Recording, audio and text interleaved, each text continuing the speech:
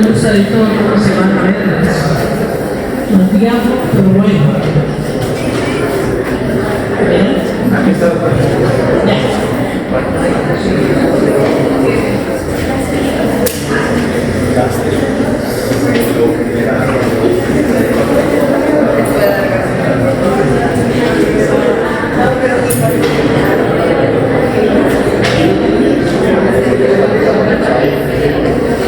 Bueno, vamos a hablar en esta tarde, jóvenes, ¿cómo están? Espero que bien. Ya casi listos para la oración. Bueno, los felicito porque han venido todos y eso me agrada. Porque ya muchos, y me dicen a uno, me están faltando porque ya se sienten de vacaciones, ¿verdad? Pero lo importante es que vengan aquí porque aquí es donde aprendemos, ¿verdad? Ese tema realmente es un reto, porque es un tema bien extenso, pero por supuesto que no me voy a pasar aquí 2 horas dándoselo, ¿verdad? Este tema, si nosotros lo tomáramos, lo he tomado en la bibliografía de Argente Álvarez, pero si ustedes se fijan, los que hayan tenido la curiosidad de analizar el tema, son aproximadamente 15 síndromes los que ellos están. No van a tomar los 15, solo me decían, según la bibliografía del libro, perdón, de la clase, solo piden 7. Aún así, cada tema, les decía yo a la doctora, que barbaridad, cada tema de eso me puede tomar 1 hora dárselos. Si hablara solo de gastritis, de úlceras, si hablara solo de intestino irritable, hablara 1 hora solo de cada tema. Pero lo importante acá es que ustedes conozcan lo más grueso de cada de este síndrome. ¿Qué es un síndrome? ¿Alguien me puede decir qué es un síndrome? No, uno nada más. Levante la mano. Vale. Conjunto de signos y síntomas de una enfermedad determinada. Conjunto de síntomas y síntomas que son afines a varias enfermedades, muchas veces, ¿verdad?, que tienen en común.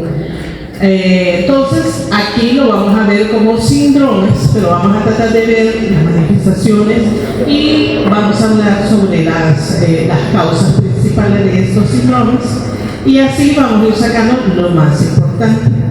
En el libro ustedes se pueden extender y leerlo todo lo que quieran, y si ustedes van a ver el libro, a mí me gustó mucho porque en cada tablita pues les aparece hasta un caso clínico muy bonito, donde prácticamente ustedes pueden poner en práctica todos estos síntomas, y ahí lo van a ver, que va bien bonito, bien detallado. Obviamente yo no me puedo extender a darles casos clínicos porque entonces no terminamos nunca, ¿verdad? Se trata de que nos vayamos cuanto antes de ese lugar caluroso. No pierdan esperanza, el siguiente paso de la remodelación de la rotonda es la climatización de este lugar. Y lo hemos pedido hasta la coronilla porque sabemos lo difícil que es para todos estar aguantando ese calor, mucho más a ustedes que les ha tocado esta hora, ¿verdad?, tan difícil. Pero bueno, el camino vamos. Bueno, vamos a hablar entonces.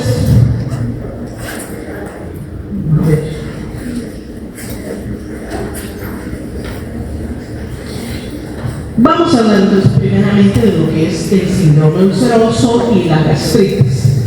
Por definición vamos a decir que la enfermedad ulcerosa péptica, como se conoce también, ¿verdad? Acuérdense que las úlceras se clasifican en pépticas y duodenales, y las úlceras pépticas es un conjunto de signos y síntomas que están producidos por una solución de continuidad. O sea, ¿qué es una solución de continuidad? Una herida, prácticamente es una herida, ¿verdad? Es una lesión que se produce en la mucosa intestinal que expone la submucosa como consecuencia de la acción del ácido clorhídrico. Ustedes saben que el ácido clorhídrico, nadie resiste al ácido clorhídrico, lo único que aguanta es el helicobacter, ya lo van a ver.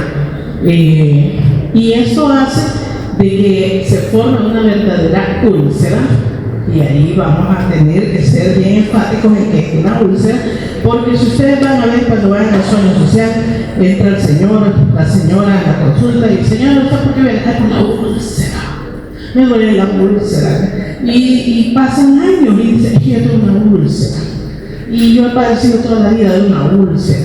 Y eso no es válido, pues, porque prácticamente para que hablemos de eso tenemos que evidenciar que se ha dado esa solución de conectividad y que está produciendo síntomas y signos que el paciente realmente no tolera. Y las úlceras pépticas suelen afectar tanto el estómago o la porción proximal del duodeno. Por eso tenemos las úlceras duodenales, las otras gástricas, pero suelen observarse también en el esófago, que son muy frecuentes también cuando se dan los casos de esofagitis, o en el divertículo de Meckel, que esta es una anomalía congénita que se ve en niños pequeños, ahí por los 2 años, pero que es bastante rara. ¿Cuáles son las manifestaciones clínicas que va a sentir la persona? Generalmente van a sentir un dolor gástrico que es de tipo quemante. La gente dice, me estoy quemando. Y ahora, hoy en día, con el hecho de que muchos también se asocian con reflujo gastroesofágico, cuando ese reflujo puede subir al esófago, también puede presentar síntomas, ¿verdad? Síntomas, aquí no me pidieron que hablara del síndrome esofágico, pero ahí sí vamos a ver que hay mucho ardor también a nivel acá external, que muchas veces puede confundirse hasta con un infarto. Va a haber mucha pirosis, que son prácticamente dolores que siente la gente muchas veces retrosonales, molestos, que cuando sucede, ¿verdad? Generalmente cuando hay mucho reflujo, pueden haber náuseas, pueden haber vómitos. Muchas veces estos vómitos van a mejorar el dolor, ¿verdad? O a veces también la ingesta de los alimentos puede mejorar el dolor, en algunos casos. En otros casos, si el alimento es muy irritante, puede empeorar el dolor. Y puede haber pérdida de peso. ¿Por qué? Porque el paciente está comiendo, pero muchas veces o vomita o no come por temor a sentir los síntomas. Sobre todo en las úlceras duodenales. Las úlceras duodenales a veces se comportan casi como si fueran un cáncer gástrico, ¿verdad? Muchas veces hay mucha pérdida de peso, mucho vómito y el paciente no tolera y comienza a perder peso. Ahí es un diagnóstico diferencial. ¿Y cuál es la etiopatogenia? Bueno, ahí hablaba. El famoso Helicobacter pylori, ¿verdad? Que se ha hecho famoso porque hoy en día todo el mundo padece de Helicobacter pylori, ¿verdad? Esta bacteria pues, prácticamente está presente en más del 50% de la población a nivel mundial.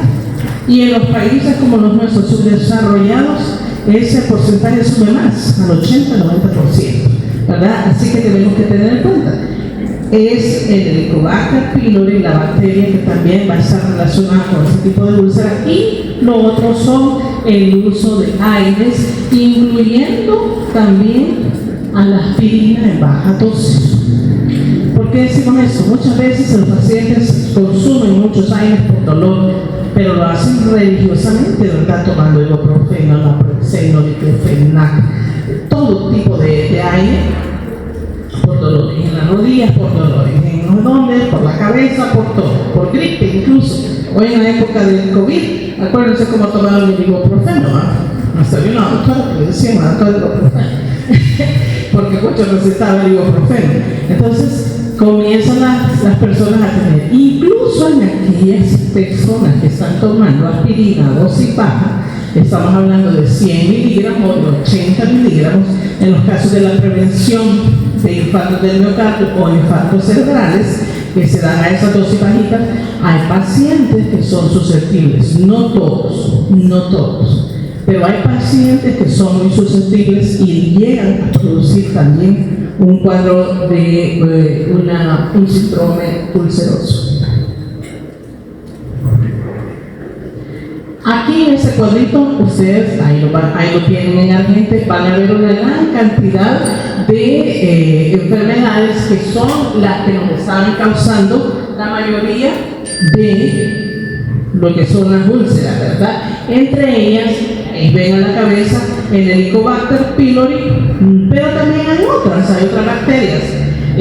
Son menos frecuentes, pero ahí podemos ver hasta algunos virus como el herpes simple, el del citomegalovirus, que son raros, ¿verdad? Pero los vamos a tener en cuenta. También los fármacos, no solo los AINES y la aspirina, sino que también incluso el clopidogrel. Muchas personas no toleran la aspirina y entonces el médico dice, bueno, le vamos a pasar al clopidogrel. Pero muchas veces también el clopidogrel es tan sensible en esas pacientes que puede producir. Entonces tenemos que tenerlo en cuenta al momento de medicar. También podemos tener los esteroides que se usan hoy en día de una manera increíble, pues sí, a veces sin indicación médica, pero para todos resultamos esteroides. Un dolor, no, mira, hay que tomar esteroides porque no te va a hacer bien. Que me puse rojita, a tomar esteroides. Que me duele un poco el oído, toma esteroides. Que me duele la uña, esto. Pero bueno, en fin, tenemos que tener un gran cuidado con eso. Y ahí ven la gran cantidad de otras causas, como por ejemplo después de un postquirúrgico, ¿verdad? En algunas ocasiones cuando el paciente es operado, sobre todo por una exclusión astral o por un bypass gástrico. Acuérdense que esas cirugías pues, son bastante cruentas, ¿verdad? Y pueden producir todo ese tipo de cuadros. Y así van a ver otra gran cantidad, pero yo quiero que en sus mentes quede más claro que las principales causas son el Helicobacter y el uso de aires. Luego viene la gastritis. Aquí quiero también que pongan ojo en eso, porque la gastritis es la inflamación de la mucosa gástrica que desde el punto de vista histológico está asociada a un aumento del número de células inflamatorias de la mucosa. ¿Alguno me podría decir qué entiende con esta definición? ¿No? ¿Alguno me puede decir qué entiende? Sería que aumenta como las receptores de ácido de las drogas. O sea, hay inflamación. Pero ¿qué es lo más importante de esa definición? Que dice desde el punto de vista histológico. ¿Y para qué quiere decir eso? La célula secretora del estado. ¿Histológico? ¿Ah? Histológico, o sea, que ustedes lo han logrado biopsiar y que el patólogo le dijo aquí hay inflamación. O sea, no se puede hablar de gastritis solo porque la fulanita siente un dolor, eso es gastritis. Porque el menganito siente otro dolor, tiene pirosis y tiene todo lo demás, es gastritis. No podemos hablar como así. Gastritis solo puede, al igual que las úlceras, ser diagnosticadas una vez que hemos hecho un método un tanto invasivo. Obviamente, no todos los pacientes que lleguen con dolores así los vamos a someter a una endoscopía. Hay una elección de esos pacientes, porque generalmente los vamos a tratar inicialmente. Probablemente vamos a modificar su estilo de vida en cuanto a dietas, porque en la anamnesis hay que hacer todo eso, preguntar qué consume, cuáles alimentos están y si están asociados a esto, y dar un tratamiento, con lo cual probablemente el paciente va a mejorar. Si hay un caso en el cual el paciente no mejora, está bajando mucho de peso, hay una intolerancia a la vía oral, etc., entonces ese paciente sí va a pasar a endoscopia. Y ahí entonces nosotros vamos a poder ver y vamos a tomar la biopsia para poder decir que este paciente sí tiene una verdadera gastritis ya evidenciada. ¿Cómo se clasifican? Están las erosivas y las no erosivas. Entre las erosivas también que se llaman gastritis hemorrágicas o gastritis con erosiones múltiples.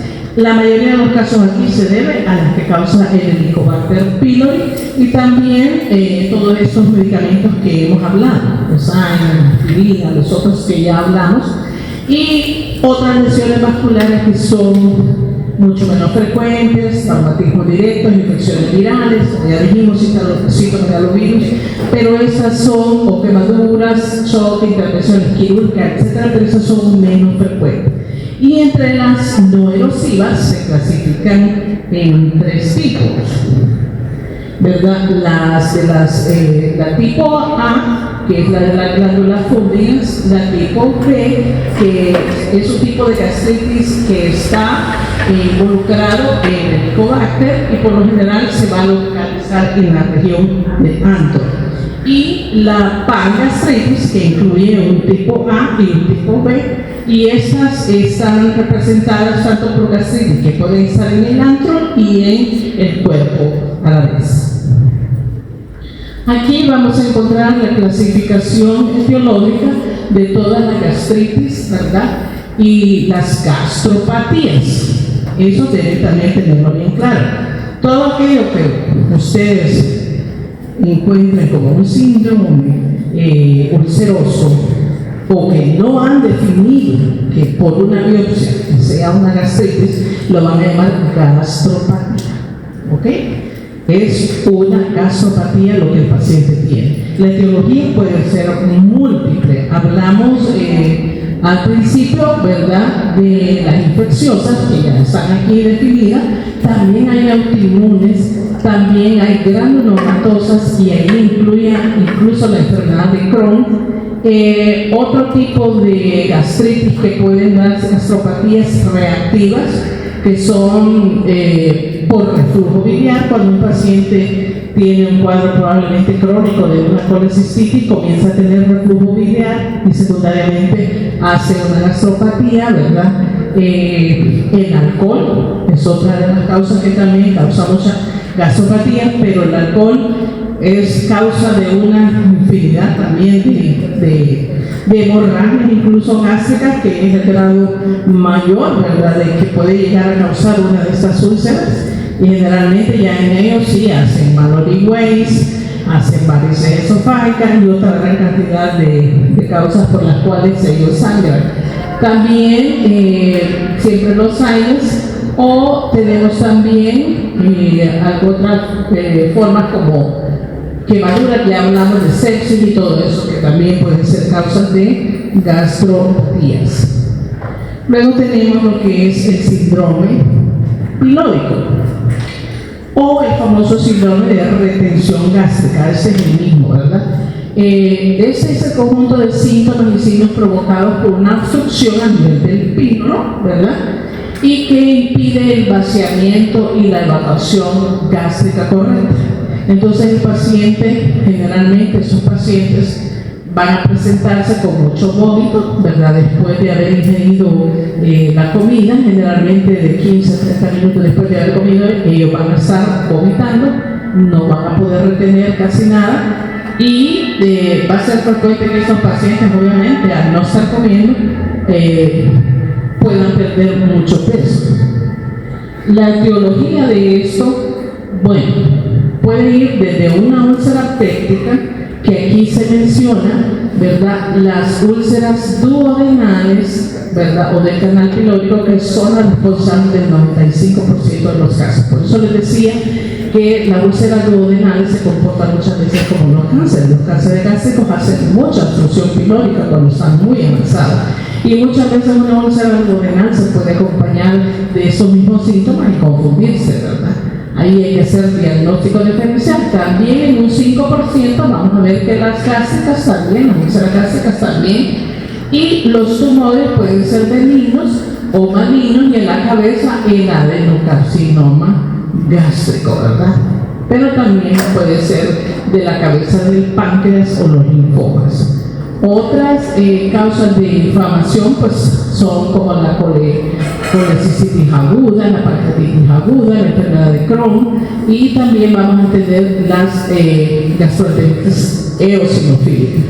De ahí vienen las otras causas menos comunes, ¿verdad? Pero sí quiero que quede muy claro esto, ¿verdad?, que la mayoría de estos casos son por úlceras duodenales y por cáncer. Sí.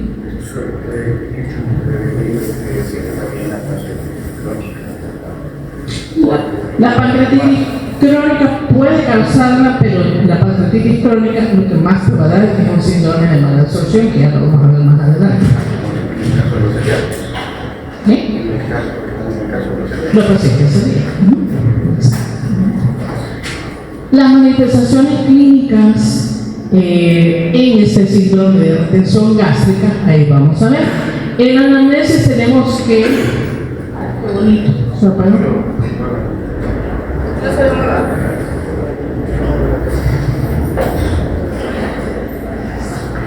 En la manifestación, en la anamnesis, vamos a ver que el síntoma más frecuente es el vómito. Esto es en un 90% de los casos que vemos en la obstrucción pilórica, como les decía.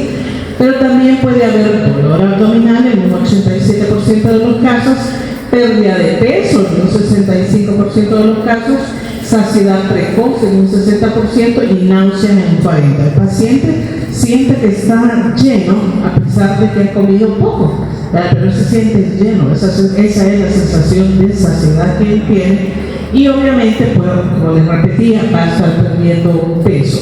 Al examen físico vamos a encontrar que encontramos el peristaltismo gástrico, que puede ser visible, ¿verdad?, en algunos casos, y también este chapoteo o besuqueo gástrico, que es el ruido que hacen, ¿verdad?, los movimientos peristálticos a la palpación. También tenemos las pruebas ya, si nosotros aspiramos el contenido gástrico, ¿verdad? Vamos a encontrar un volumen residual mayor de 300 ml, ¿verdad? Y luego de 4 horas posteriores a la ingesta, y también volumen residual luego del ayuno nocturno mayor de 200 ml. Esto en la práctica, pues, casi no lo hacemos, ¿verdad? No lo dosificamos, sino que lo que hacemos más que todo es la historia clínica en cuanto a los síntomas que el paciente presenta y el examen, obviamente, ya diagnóstico. Aquí en la radiografía, por eso nos hablan, ¿verdad?, de que podemos hacer la prueba de la retención de bario, ¿verdad?, a las 4 horas, la dilatación y atonía gástricas, pero lo más indicado y lo más fácil para nosotros también, y lo más al alcance, es la videoendoscopía gástrica. Luego pasamos a otro síndrome que es muy común también hoy en día, no hoy en día, por siempre, de lo siempre, ha existido la diarrea, ¿verdad? El síndrome, la diarrea puede definirse como el aumento del número de deposiciones de consistencia más fluida, ¿verdad? En el síndrome diarreico, por lo general, se asocia con otros síntomas sucesivos de compromiso entérico, como son náuseas, vómitos, dolor abdominal y fiebre. ¿Cuántos han tenido diarrea aquí alguna vez en su vida? Levanten la mano. Y unos que no. Ay, como los admiro, porque estar así es terrible. En los adultos, vamos a ver este dato, en los adultos las heces contienen alrededor del 70-85% de agua y el peso total normal es menor de 200 gramos al día, ¿verdad? Cuando el peso calculado 24 horas es superior a eso, entonces vamos a hablar de diarrea. Esto es difícil de hacerlo en la práctica, ¿verdad? Pero tenemos que saberlo como un dato importante. Sin embargo, pues todo aumento de aquel contenido bueno, creo que vieron en la clase de constipación y de diarrea, ¿verdad?, cómo era la consistencia de las heces. Hay una clasificación donde le van diciendo cómo son las heces, y todo aquello pues que ya cambia morfológicamente el contenido, que va desde las heces más blandas a las heces más fluidas hasta las diarreas que son líquidas, entonces ya ahí estamos hablando de diarrea. Los mecanismos fisiopatológicos por los cuales ocurre la diarrea se van a dar varios. Unos son porque hay enterotoxinas, por las neurotoxinas, por las citotoxinas y por la heteroadherencia. Cada uno de estos se relaciona con uno de los microorganismos. Por ejemplo, la enterotoxina la vemos mucho en el cólera. El videocólera, bueno, ustedes que yo creo que ni habían nacido cuando hubo aquí una epidemia terrible de cólera en El Salvador. Allá cuando yo era presidente, horrible, ¿verdad? Terrible. Ver a los pacientes que venían con cólera era ver a un paciente con que ustedes habían encendido un chorrito y aquella diarrea líquida y constante, terrible, y los vómitos a la par, así que era algo terrible, ¿verdad? Pero son este tipo de enterotoxinas, son más causantes de más diarrea. Entre ellas también está la Escherichia coli heterotoxigénica, el Clostridium perfidum y el Bacillus cereus. O sea, ya una diarrea de este tipo por cualquiera de esos microorganismos va a producir una diarrea muy significativa. Entre las neurotoxinas tenemos sobre todo el Staphylococcus aureus. Entre las citotoxinas está la salmonella, la shigella, el campylobacter y el clostridium, también difícil, ¿verdad? Pero en estas citotoxinas vamos a ver mucho la salmonelosis, por todas las causas de todas las salmonelas. Ustedes saben que son un sinfín de salmonelas, de cepas, no solo la tifi, sino que todas las variedades de salmonelas. Y las shigellas, que generalmente la shigelosis pues ocurre muchas veces a consecuencia de que hemos comido algo que ha estado contaminado, al igual que la salmonela, nada más que la salmonelosis es un cuadro un poco más aparatoso y más largo, ¿verdad?, de la shigelosis. Y las enteroadherencias, que pueden estar los criptosporidios y la E. coli también enteroadherente, y la Giardia lamblia, que es uno de los parásitos que puede causar también este tipo de diarreas. ¿Cómo se clasifica? En agudas, que es la acción de agentes infecciosos que se adquieren por ingestión de comidas o bebidas contaminadas, y es cuando hay una diseminación fecal-oral. Y las crónicas, que pueden reconocer como patogenia mecanismos inflamatorios, osmóticos o secretorios por alteración de la motilidad y mal absorbativos. Aquí en las diarreas agudas, pues generalmente son las que se producen, ¿verdad?, por contaminación de algún alimento que a veces pues está mal cocinado o a veces está contaminado, ¿verdad? O muchas veces la persona que lo preparó no tuvo los hábitos higiénicos necesarios para poder manipularlo, y entonces producen una diarrea que muchas veces es autolimitada. Generalmente, acuérdense que la diarrea pues, de ese tipo va a ser de duración corta, no así como la crónica, y más adelante vamos a ver uno de los síntomas de mala absorción, que son los que más producen diarreas crónicas. Ahí tenemos los mecanismos que está relacionada con el uso de antibióticos. Eso es otra cosa que tenemos que tener muy en cuenta, porque muchas veces usamos los antibióticos de una forma no racional. Por eso es que nosotros tenemos que estar seguros cada vez que vamos a indicar un antibiótico de que realmente esté indicado. No podemos estar recetando antibióticos como que son dulces para todo. Que medio estornudo, tomé amoxicilina. Y la gente, ya me tomé una amoxicilina porque empecé a estornudar. Que medio tosió, tome, bueno, qué sé yo, hasta ciprofloxacina, quinolonas. O sea, todos los antibióticos van a tener efectos secundarios en mayor o menor grado, y la susceptibilidad e idiosincrasia de cada paciente va a hacer que desarrollen o no una complicación. Porque podrán ver ustedes, hay pacientes que probablemente sí tenía indicado tomar un antibiótico como la clindamicina, que nos puede dar una de esas diarreas como la colitis centromembranosa que es descrita, pero van a ver que le doy a este cipote bien cholito, bonito, bien alimentadito, le doy quizás una semana o dos de antibiótico porque me hizo, qué sé yo, una complicación muy difícil que sí teníamos que dársela, como el caso de, los diabéticos se usa mucho, pero no es diabético, ¿verdad? Pero él no me hizo una colitis centromembranosa. Pero luego se lo doy a ver una que mira delgadita, una niña delgadita, así como algo muy flaquita, más flaquita. Probablemente se lo dé ahí, y a lo mejor ella rápido va a hacer la complicación de la colitis centromembranosa. ¿Por qué? Porque generalmente nuestro idiosincrasia, nuestros factores también protectores, nuestro sistema inmunológico no es el mismo de ella, ¿verdad? Pero entonces tenemos que hacer uso racional de los antibióticos, porque van a haber el puñado de antibióticos que causan diarrea y nosotros los damos como dulces, ¿verdad? Entonces aquí están los antibióticos, van a alterar la flora colónica cuando nos dan una diarrea osmótica, van a disminuir la fermentación de los hidratos de carbono, aumentan la concentración osmótica en el colon y nos dan una diarrea osmótica. Y los otros, que son por los clostridium difíciles, estos van a alterar la flora colónica, colonizan con ese clostridium producen las toxinas y van a dar la famosa colitis pseudomembranosa. Y aquí están los otros casos, el caso de las diarreas crónicas, ¿verdad?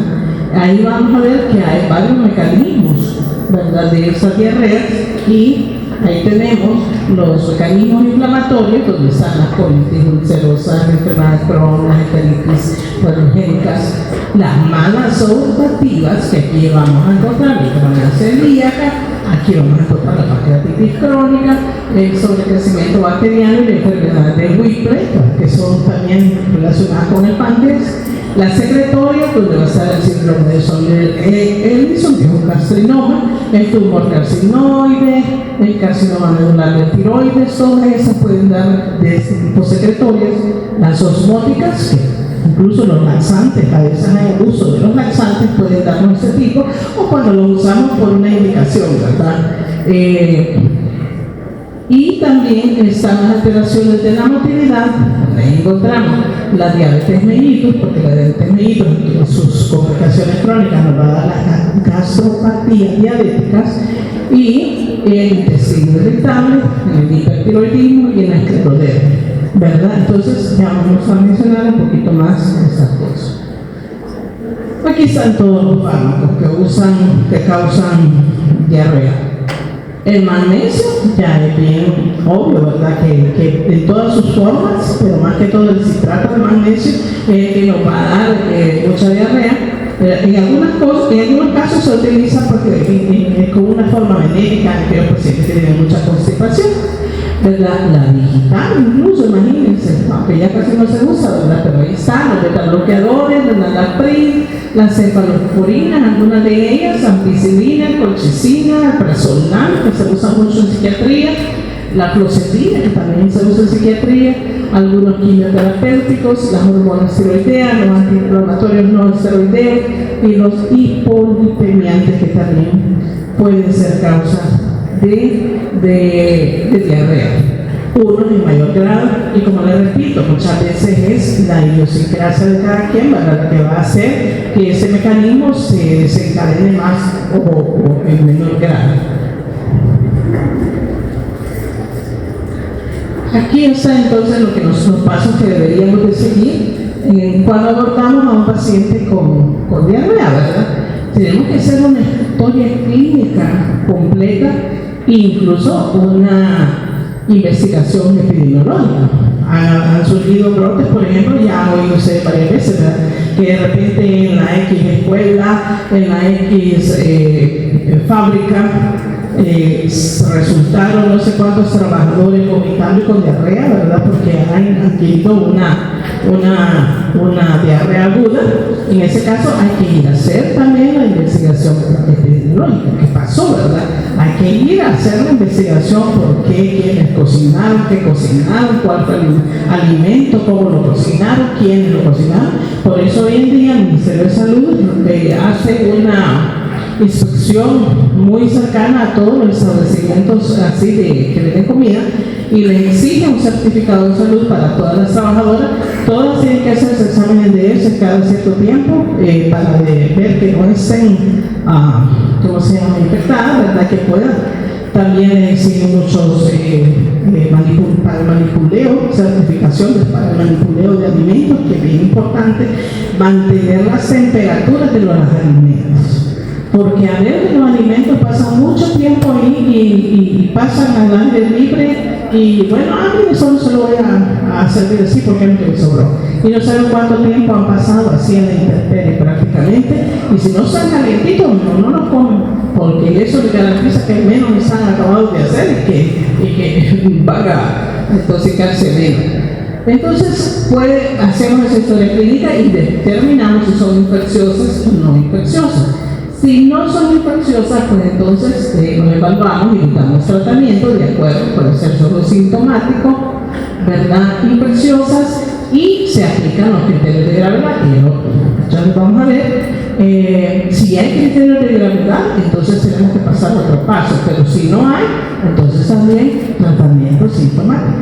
Pero si hay criterios de gravedad, tenemos que hacer ya el laboratorio de rutina, si es posible, pues si es necesario, pues cultivar, ¿verdad? Con monocultivos, ¿verdad? O a través de coprocultivos también, ¿verdad? Y dar tratamiento. Probablemente aquí el tratamiento sí ya va a ser más específico, probablemente aquí ya vamos a necesitar usar antibióticos. Puede haber que haya una respuesta adecuada y bueno, gracias a Dios hasta ahí llegamos. Si no hay, entonces, y la diarrea ya es mayor de 10 días, entonces hay que pensar ya en un procedimiento más invasivo, como sería la sigmoidoscopía, para ir a ver qué está causando este tipo de diarrea. Esos son los indicadores de gravedad en la diarrea aguda infecciosa, ¿verdad? Para empezar, un paciente adulto ya geriátrico, ¿verdad? Mayor de 70 años, que esté demasiado deshidratado, que haya mucha fiebre elevada, ya con escalofríos, que haya un dolor abdominal intenso en un paciente mayor de 50 años, hay que averiguar si hay un síndrome disentérico, donde aquí ya se agrega sangre en las heces, mucho dolor abdominal, mucho tenesmo, o sea, el paciente siente que quiere seguir evacuando y ya no puede, y hay mucho sangrado, o cuando hay casos de inmunodepresión, como por ejemplo pacientes con SIDA, o que tienen un trasplante, o que están en tratamiento de quimioterapia. En todos estos casos nosotros vamos a considerar que estos son criterios de gravedad y tenemos que ser más Una pregunta, en el caso del síndrome de disentérico. En el caso del síndrome disentérico, las heces que va a presentar son hematoquesia o melengas. Cualquiera de los dos puede presentar tanto hematoquesia o puede presentar melenga. O muchas veces puede ser incluso hasta sangre casi como la que se ve en el caso de la hemorroides, ¿verdad? Que cuando hay hemorroides es sangre roja, rutilante, hay que recordar, pero muchas veces puede haber cualquiera de las dos.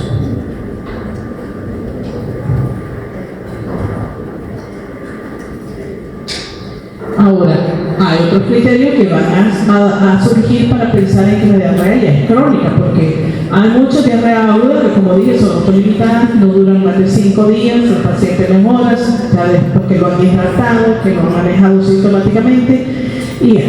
Pero si esa diarrea persiste, y la tenemos en esos criterios, que la duración de menos de 3 meses, pero ya ha pasado más de 10 días, ¿verdad?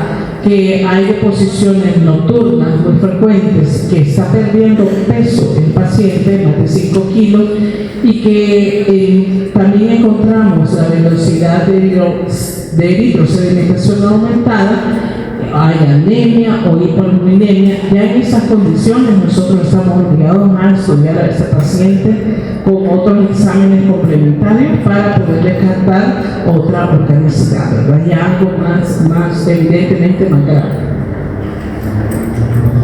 Y venimos ahora a hablar del síndrome de mala absorción. También eso es muy importante que les quede grabado, que la mala absorción también está bien definida, ¿verdad? Y no vamos a decir muchas veces, que vos quizás estás perdiendo peso porque no absorbes bien la comida. Entonces no es así, ¿verdad? Tenemos que también apegarnos a lo que es el criterio diagnóstico. Esto involucra una alteración en la digestión y la absorción de los nutrientes y puede ser ocasionado por un grupo de enfermedades de diversas etiologías y con una variada expresión clínica. La mala digestión hace referencia a la alteración del proceso digestivo dentro de la luz intestinal a cargo de los jugos orgánicos, por ejemplo, en insuficiencia pancreática, ¿verdad? Exócrina, o en el borde del cepillo de membrana epitelial, como se da en la intolerancia a la lactosa. La mala absorción va a aludir siempre a la alteración de la incorporación de nutrientes a través del enterocito. O sea, no es así nomás, no estás absorbiendo bien la comida. No, tenemos nosotros que demostrar que hay una verdadera intolerancia a ciertos nutrientes que las personas no pueden tolerar. Y ahí vamos a ver todas esas, si hay una insuficiencia pancreática, una verdadera insuficiencia pancreática, ese paciente va a requerir un tratamiento con enzimas pancreáticas, pero bien dosificado, ¿verdad? Porque no va a ser baja la dosis de la enzima, va a ser dosis altas, ¿verdad? Una vez que hemos hecho el diagnóstico, ¿verdad? Igual, si hay intolerancia a la lactosa, pues vamos a tener que quitar todo lo que tiene lactosa para que ese paciente tenga una mejor calidad de vida. Si es intolerancia al gluten, igual, ¿verdad? Como se da en la enfermedad celíaca. Se clasifican la enfermedad de mala absorción, el síndrome de mala absorción, en global, cuando afecta generalizadamente a toda la mucosa, y eso impide la absorción de diversos nutrientes en una forma bien selectiva, como es en la enfermedad celíaca. La otra es selectiva, cuando hay capacidad de incorporar uno o escasos nutrientes por alteración específica de la absorción, por ejemplo, en la anemia perniciosa. La primaria o congénito, cuando la alteración hereditaria o congénita de los mecanismos de transporte de la membrana epitelial intestinal, cuando hay una alteración heredada o congénita.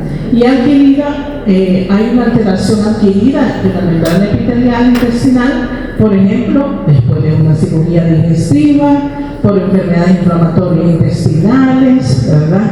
Por la enfermedad también celíaca.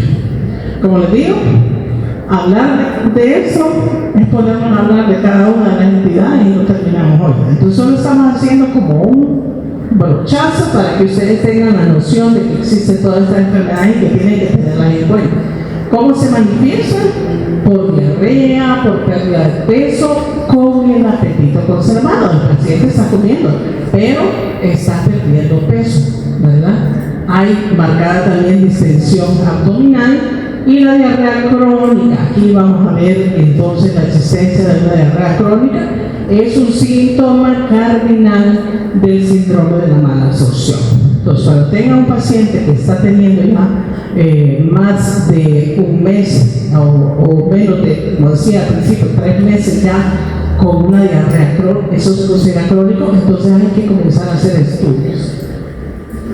Y también por la presencia de esteatorrea, que no es más que el contenido de grasa en las heces. ¿Cómo lo vamos a saber? Eso solo se hace a través también de la determinación de la grasa en las heces. Entonces tenemos que mandar a hacer esa determinación para poder decir si hay o no hay esteatorrea. Aquí vemos las causas de malabsorción, ¿verdad? Que también son un montón, como ven aquí. Cuando hay también compromiso de la fase intraluminal, ahí vamos a ver la insuficiencia pancreática y alguna déficit de algunas sales biliares. Cuando hay compromiso de la mucosa, ¿verdad? Ahí está la enfermedad celíaca. Cuando hay compromiso de la fase absorbativa, la enfermedad de Whipple y otras que aquí las van a encontrar, que son una gran cantidad de trastornos metabólicos. Ahí está la tirotoxicosis, el hipopituitarismo y varias otras que pueden, como ven, no es fácil llegar a un diagnóstico porque aquí vamos a tener que recurrir a todo la anamnesis, que es importante, y luego a todo un buen abordaje clínico, que es el examen físico, y a un buen estudio diagnóstico, ¿verdad? Luego pasamos a estos otros síntomas que también es bien común, el síndrome de intestino irritable. Hoy en día, pues, casi todo el mundo dice: yo padezco de colon irritable, ¿verdad? Porque ando irritable. No, pero sí está asociado al estrés, como se me pasan estresados, todos andan con colon irritable. Bueno, se define como... Ay, perdón. Se define como el conjunto de síntomas caracterizados por la presencia de dolor abdominal crónico.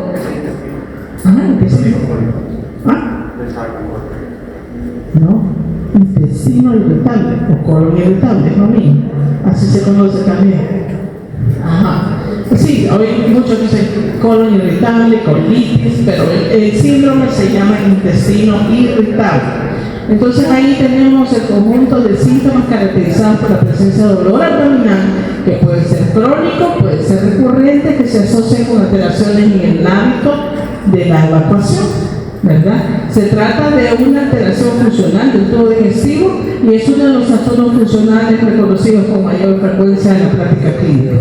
Ahora, tenemos que tener mucho cuidado, porque si bien es cierto, es una causa de dolor abdominal, tenemos que ser bien cuidadosos en que no vaya a tratarse también, en algunos de los casos, en un dolor abdominal agudo que requiera una intervención y podríamos decir, no, este es un colon irritable o un síndrome de intestino irritable, como realmente se debería decir. Entonces tenemos que ser bien acuciosos, porque hay cambios en el patrón defecatorio. Muchos pacientes pueden pasar de la constipación o el estreñimiento a diarrea, cursar con diarrea. Algunos cursan más con constipación, otros cursan más con diarrea o una combinación de ambos casos. Las manifestaciones es, bueno, primero el dolor se modifica con la evacuación intestinal, porque muchos andan con un gran dolor abdominal y con mucha distensión, y cuando defecan el dolor mejora. Esa es una característica. Alteración en la consistencia de las heces. También estas heces van a venir variando desde las que vieron ahí en la clase anterior, pueden ser duras, un poco semi-blandas, incluso llegar hasta la diarrea. Y la otra característica es que aparece el moco. Generalmente por eso a estos pacientes hay que preguntarles, mire, usted cuando defecó, ¿cuánto papel higiénico usó? Porque es importante, porque muchas veces el moco queda en el recto y cuando se limpia, allí va el moco y tienen que usar hasta 3 veces la cantidad de papel higiénico para poder quitarse el moco. Entonces eso es importante ver. Diferente a aquel que se ha estreñido, que dice, no, si yo me limpié nada, el papel higiénico quedó limpio, porque está totalmente estreñido. Pero hay que investigar eso. También la sensación de evacuación incompleta, ellos son de los que defecan y siempre se quedan con la necesidad de seguir haciendo más. Y la sensación de distensión abdominal, siempre van a estar con distensión. Entonces, para poder diagnosticar o para podernos nosotros guiar, hay que recurrir a los criterios diagnósticos de Roma 4 para el síndrome de intestino irritable. Y también aquí está la escala de Bristol, que es la escala que les enseñaba, ¿verdad? Y ahí podemos ver los criterios de Roma. Dolor abdominal que incrementa al menos al día, o al menos un día por mes en los últimos 3 meses, asociado a 2 de los siguientes síntomas. Primero, vejiga, dice aquí, mejora con la defecación, mejora con la defecación, se asocia con cambios en la frecuencia, se asocia más con cambios en la frecuencia de las deposiciones. Esa es una cosa. En la frecuencia, su comienzo se asocia con cambios en la consistencia de las deposiciones, y los criterios deben cumplirse durante los últimos 3 meses y los síntomas de haber comenzado un mínimo de 6 meses antes del diagnóstico. Esos son los criterios de Roma. Si nos apegamos un poquito a ellos, pues no nos vamos a perder, ¿verdad? Para poder diagnosticar un cuadro que no viene siendo agudo a uno que tiene cierta cronicidad, ¿verdad? Porque eso es lo más importante de diagnosticar este síndrome. Este síndrome al final es un diagnóstico por exclusión, ¿verdad? Porque nosotros, como les digo, muchas veces hay pacientes que pueden comenzar su cuadro con dolor abdominal agudo la primera vez, ¿verdad? Si no lo examinamos, si no vemos que hay presencia de la distensión abdominal, ¿verdad? Y el dolor, ¿a dónde se localiza y cómo se localiza? Que no hay presencia de rebote, que es lo más importante para diferenciarlo de un abdomen agudo, entonces no nos vamos a equivocar. Pero sí hemos tenido nosotros, en toda mi experiencia como clínica, allá en la unidad de emergencia del Hospital Rosario, porque estuve yo muchos años, tuvimos muchos casos que se despacharon de la emergencia por ser un colon irritable y que regresaron a las horas siendo una apendicitis aguda, ¿verdad? Entonces tenemos que tener mucho cuidado. Y ahí vamos a tener que las recomendaciones de Roma aconsejan que los subtipos se establezcan de acuerdo a las consistencias de las deposiciones, evaluadas en la escala de Bristol, ¿verdad? Que ya aprendieron, y ahí vamos a ver que hay 4 tipos: síndrome intestino irritable, del tipo C, del tipo D, del tipo M y que no es clasificable, ¿verdad? Que es un I. Y ahí van a ver si las deposiciones son más los tipos 1 y 2 que vieron ahí en su tablita. Ese es el tipo C. Si hay predominio de diarrea, el tipo D. Si hay banco defecatorio mixto, es el tipo M, y las que no son clasificables se quedan en el tipo I. Ahí tienen que revisar su tablita que aprendieron, donde vieron los enlaces. Ese que también les pareció un poco chistoso, ¿verdad? Pero sí tienen importancia y ustedes tienen que preguntar cómo son las heces, ¿verdad? Si el paciente le está diciendo, no solo estoy haciendo chibolitas, o mire, defequé apenas un pedacito, o defequé pero sentí que no fue lo suficiente y quedé con ganas de más, ¿verdad? Sobre todo en ese paciente de intestino, muchas veces se exacerba con un tipo de alimento, ¿verdad? Las grasas son bien importantes que no las consuman, porque eso va a exacerbar más el dolor, ¿verdad? Igual que lo que pasa con las colecistitis, ¿verdad? Entonces tenemos que investigar todo eso.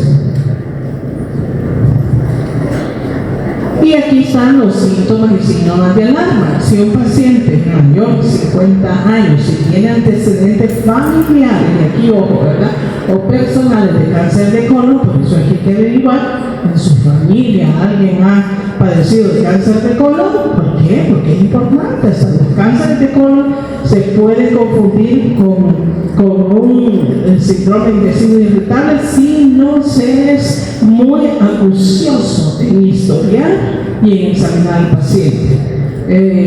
Pólipos intestinal, enfermedad inflamatoria intestinal, enfermedad celíaca, todo eso hay que preguntarlo, ¿verdad?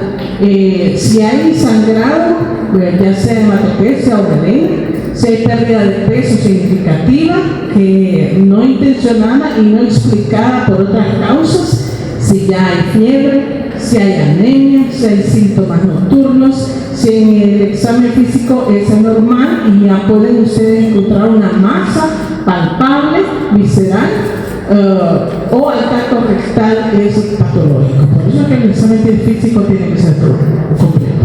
Ustedes tienen que hacer un tacto rectal para ver si ahí no encuentran ninguna masa palpable. Tienen que examinar el abdomen para ver si hay una masa palpable. Hay unos casos de cáncer de colon que comienzan como un síndrome de intestino irritable. Entonces aquí hay que tener cuidado con eso. Y el diagnóstico de diferencia, aquí ya ven, miren todo lo que se diferencia. Adenocarcinoma del colon. Puede haber también enfermedad de Crohn, colitis, enfermedad celíaca, insuficiencia vascular mesentérica, pseudoobstrucción intestinal idiopática crónica, enfermedad diverticular del colon. La enfermedad diverticular del colon también, que es muy frecuente en el paciente adulto mayor, ¿verdad? Muchas veces se confunde también con el intestino irritable. Y pueden estar ustedes tratando un intestino irritable, a lo mejor sea un divertículo, y si no le dan el tratamiento adecuado, este paciente puede perforar ese divertículo y de esa manera producirse una emergencia aguda, ¿verdad? Al igual que la giardiasis, la deficiencia de lactasa, la endometriosis, incluso la depresión. Hay muchos pacientes, ¿verdad?, que están deprimidos y que toman también medicamentos que pueden causar mucha constipación y también llevar a hacer un dolor abdominal agudo. Hablamos entonces ahora de la insuficiencia hepática, que se llama un síndrome. La insuficiencia hepática se va a dar en un síndrome relativamente infrecuente, ¿verdad? Que se debe a una alteración grave en todas las funciones del hígado. Más que todo, su mortalidad va a ir de un 40 a 80%, y el trasplante de hígado sería la única opción terapéutica cuando ya tenemos un cuadro de insuficiencia hepática. ¿Qué nos va a dar la insuficiencia hepática? Miren cuántas cosas, un montón. No solo las hepatitis virales, que no son muy frecuentes, aunque algunas hepatitis virales que son fulminantes pueden llegar a cursar después con una insuficiencia hepática, pero también tenemos otras causas que aquí se mencionan, ¿verdad? Y que pueden llegar a producir una insuficiencia hepática. ¿Qué es lo que me interesa de que ustedes reconozcan de una insuficiencia hepática? Es eso, ¿verdad? Que se dividen en las que dan por una lesión hepática por sí, ¿verdad? Que van a haber disminución del tamaño del hígado, va a haber probablemente ictericia, predominio directo, va a haber aumento de las enzimas hepáticas, disminución de los factores de coagulación y de la albúmina, que son los que se sintetizan en el hígado, hasta los daños que son causados ya por la falla multiorgánica que conlleva una insuficiencia hepática. Y en ese caso ya vamos a ver encefalopatía hepática, coagulopatía marcada, alteraciones hemodinámicas, infecciones y alteraciones metabólicas. Y aquí vemos entonces la clasificación de la encefalopatía hepática, ¿verdad? Esto es bien importante que nosotros también lo descifremos. Hay 4 grados de la encefalopatía, ¿verdad? ¿De qué van? Desde la confusión del paciente en grado 1, donde solo puede estar confundido, puede estar con apatía, con cierta euforia, va a estar inquieto, ¿verdad? Y entre las alteraciones motoras van a haber temblor fino. Ya en el grado 2 encontramos más somnolencia, más letargo, el paciente comienza a sentirse un poquito ya desorientado, ya las conductas son inadecuadas. Aquí vamos a ver la famosa asterixis, la disarquia y los reflejos primitivos de succión que se van a comenzar a ver. Luego en el grado 3 ya hay mayor somnolencia y el paciente casi está dormido, mucha confusión bien notable, y va a haber hiperreflexia, presencia de signo de Babinski, hasta que el paciente llega al grado máximo, que es el coma, donde ya van a haber posturas de deshidratación y respuesta a estímulos dolorosos al inicio, que pueden producirse o progresar a flacidez y ausencia de respuesta del signo. ¿Por qué es importante esos 4 grados? Porque dependiendo del grado, así va a ser el pronóstico del paciente, ¿verdad? ¿Pueden revertir eso? Todo va a depender de la causa que esté dando la insuficiencia hepática y de la rapidez en que actuemos, ¿verdad? Pero muchas veces, como dijimos, el único tratamiento definitivo es el trasplante, y por lo menos aquí en nuestro país, trasplantes hepáticos aún no se hacen, ¿verdad? Y luego en otros países hay una lista larga de espera en la cual el paciente tiene que entrar para poder pretender un trasplante hepático. Y aquí tenemos que también tenemos que saber que si un paciente está en una insuficiencia hepática y que está predispuesto a una encefalopatía, tenemos que evitar todas aquellas cosas que lo puedan descompensar, ¿verdad?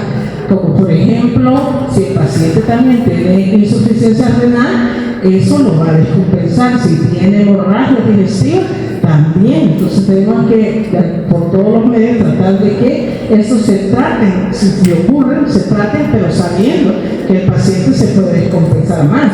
Por ejemplo, las infecciones, ¿verdad? El uso, que el paciente esté estreñido, que algunos medicamentos como los diuréticos, como algunos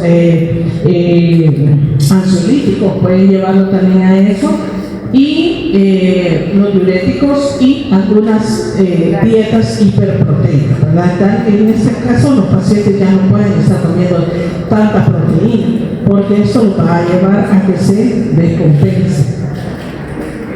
Y por último, para terminar, vamos a hablar del dolor abdominal. Esto es muy importante también que lo conozcan porque es como un reto para el médico, ¿verdad? Saber cuándo el dolor abdominal es una urgencia, cuándo se va a tratar de una cirugía o cuándo se va a tratar de un manejo médico. Y el dolor abdominal siempre debe de categorizarse según la forma de comienzo. Por eso es bien importante la anamnesis de la localización, de las características, de la intensidad, de los factores que lo agravan o lo alivian y los síntomas que están asociados. Por eso es bien importante que cuando ustedes vean a un paciente con un dolor abdominal agudo, ustedes interroguen todos estos datos, ¿verdad? Dónde se localiza, cómo comienza, si el paciente tomó o no posturas antálgicas, si se exacerbó con algún alimento o se mejoró, si ha habido un factor que lo ha agravado, ¿verdad? Y que el paciente generalmente lo sabe reconocer. Y vamos a ver que los síntomas que más frecuentemente se van a relacionar son los antecedentes y los síntomas, ¿verdad? Entre ellos tenemos si ha habido antecedentes de personas o familiares que tengan dolores, recidivas o escalofríos, si hay diarrea, si hay artralgia, si hay dolor torácico, si hay disnea, síntomas neurológicos, antecedentes laborales, si hay enfermedades cardiovasculares conocidas, si hay ingestión de fármacos y alcohol. Todo eso tenemos que nosotros corroborar si el paciente o no presenta cualquiera de estos antecedentes. Y entre los signos tenemos que ver la serología, tanto respiratoria, si hay alteración, si hay presencia de algún derrame, si hay presencia de un brote pleural, ¿verdad? También si hay cianosis, si hay fiebre elevada inicialmente, si hay presencia del tercero o cuarto ruido cardíaco, si hay adenopatía, si hay orina oscura, si hay artritis, púrpura, etc. ¿Por qué? Porque un dolor abdominal puede correlacionarse con otra enfermedad grave, ¿verdad? Muchas veces incluso la misma neumonía pueden estar enmascarando o pueden estar pensando ustedes en una colecistitis y tal vez se trate de la neumonía o de un derrame pleural derecho, ¿verdad? O de alguna tumoración también. Tenemos que ver si el paciente cómo está, si hay alteraciones de su patrón respiratorio, si ya viene grave, ¿verdad? Muchos cuadros que el paciente no consulta rápido pueden llegar a cursar hasta ese grado, ¿verdad? Por ejemplo, muchos pacientes tienen una colecistitis aguda y ahí van aguantando el dolor, ay, me dolió, pero ay, me lo aguanto, hasta que llegan a desarrollar una pancreatitis biliar. Y ya una pancreatitis biliar es algo mucho más delicado, va a haber compromiso del patrón respiratorio si llega grave. Muchos pacientes incluso pueden ir hasta la UCI si ya van bien comprometidos, porque van a requerir incluso hasta ventilación mecánica, etcétera, porque no consultaron a tiempo. Y luego puede ser que nosotros también nos confundamos y no podamos detectar ante la presencia de qué estamos, ¿verdad? O si hablamos de una apendicitis aguda, que puede decir, no, es un dolorcito, no tiene mayor cosa, váyase a la casa, ¿qué? Y pasa el paciente aguantándose el dolor y a lo mejor le dimos ibuprofeno para que se le calmara el dolor, ¿verdad? O cualquier otro antiespasmódico. ¿Y qué pasa? Esa apendicitis sigue hasta que se perfora y se convierte en una peritonitis, ¿verdad? Entonces ya vamos a tener una complicación. Y así viene, según se localizan los cuadrantes, ahí van a ver ustedes todo lo que puede haber. Si en el abdomen superior puede ser vía biliar, que es generalmente lo más común, pancreatitis aguda, puede ser una dispepsia, una hernia una neumonía de la base, puede ser incluso un infarto agudo del miocardio o absceso. Si es en el abdomen inferior, puede ser la apendicitis, el divertículo, que es casi lo mismo de la apendicitis, nada más que al lado izquierdo, litiasis renal, retención aguda de orina, dolor pélvico. Y si es difuso dolor abdominal, se puede tratar de isquemia mesentérica, de una rotura, de un aneurisma, de una peritonitis o de una obstrucción intestinal. Por eso es bien importante que dividamos el abdomen en 4 cuadrantes, ¿verdad? Y siempre vayamos examinando por cuadrante para identificar de dónde proviene el dolor. El examen físico, la posición del paciente con dolor abdominal es el primer detalle que se debe examinar. La inquietud y el movimiento permanente, ¿verdad? Con un gran desasosiego, son características del cólico visceral. Este paciente que venga con un dolor así no va a aguantar, no está pero ni recto ni parado, no que va a tender a tomar posiciones antánicas, ¿verdad?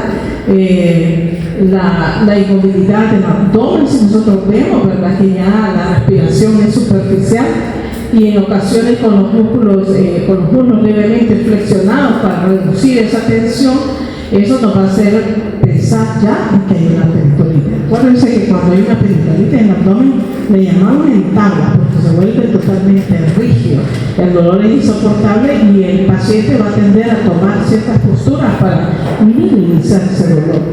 Y la posición de plegaria, ¿verdad? Mahometana, que es eso, donde el paciente se agacha, se ve mucho en los pacientes con pancreatitis aguda.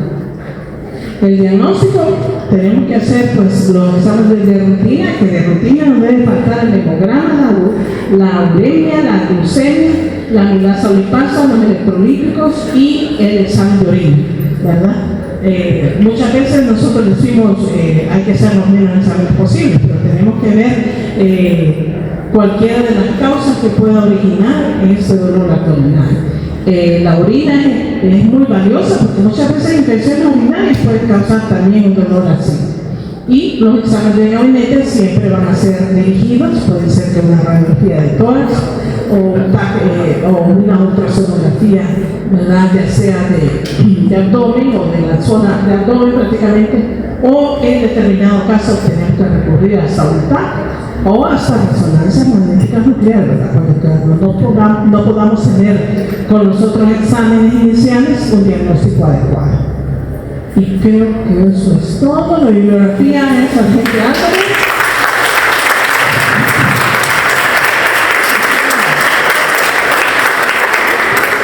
La sección 4, síndrome, y la sección 6, paciente con dolor abdominal. Bueno, suerte chicos, gracias por la atención.